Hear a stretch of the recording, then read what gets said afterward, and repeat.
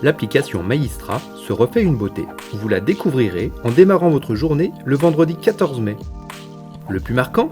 Le design. Pour cette nouvelle version, le choix s'est porté sur un design très sobre et épuré. Une manière pour cette interface de se concentrer sur l'essentiel, ses fonctionnalités.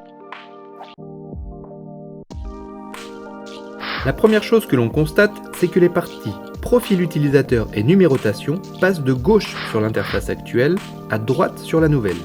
Vous pourrez afficher ou masquer ces deux panneaux simplement en cliquant dessus, ici. Autre nouveauté plus pratique. Aujourd'hui, les accès aux différents écrans de l'application sont un peu éparpillés. Ici, le journal d'appel, les messages vocaux et le chat. Mais c'est ici, caché dans ce menu, que l'on retrouve les règles de redirection et les paramètres. Dans la nouvelle version, vous aurez ce menu qui apparaît à gauche et qui regroupe toutes les fonctionnalités. L'annuaire, le journal d'appel, la messagerie vocale, le chat, les règles d'appel et les paramètres. Cet affichage étendu est pratique au quotidien, car il permet d'afficher plus d'éléments à l'écran et d'accéder aux différents espaces en un clic. Mais vous ferez peut-être le choix d'un affichage plus compact, dans un coin de votre écran. Tout se redimensionne alors.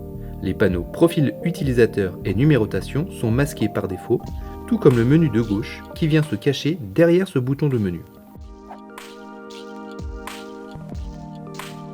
Tout d'abord, l'affichage des boutons en cours d'appel. Aujourd'hui, tous les boutons de fonction sont affichés simultanément avec la même présentation, sans classement, sans hiérarchie. Cela peut provoquer un peu de panique lorsque l'on n'a pas l'habitude. Dans cette nouvelle version, en cours de conversation, une partie des boutons d'action est masquée pour vous orienter vers le bouton de mise en attente. Cela permet de faire les choses dans l'ordre, sans paniquer. Une fois son interlocuteur en attente, un deuxième bouton s'affiche alors pour réaliser un transfert direct, sans supervision. Mais vous pouvez aussi afficher d'autres options en cliquant sur plus, pour réaliser des actions plus avancées comme un transfert supervisé ou une mise en conférence. Deuxième point fort, l'affichage de certains boutons. Dans la version actuelle, vous avez pu être décontenancé au début en découvrant des fonctions cachées derrière cette petite coche. Dans la nouvelle version, les boutons sont bien visibles en haut de l'écran lorsqu'ils sont nécessaires. Fini les fonctionnalités cachées.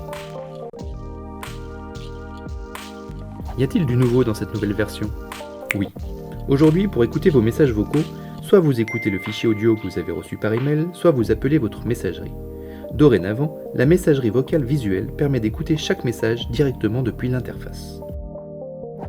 Peur d'être un peu perdu au début ? Pour éviter ça, on vous a préparé différents supports pour vous aider à vous familiariser très rapidement avec cette nouvelle version. Un document avant-après pour se retrouver dans la nouvelle ergonomie par rapport à vos habitudes d'avant.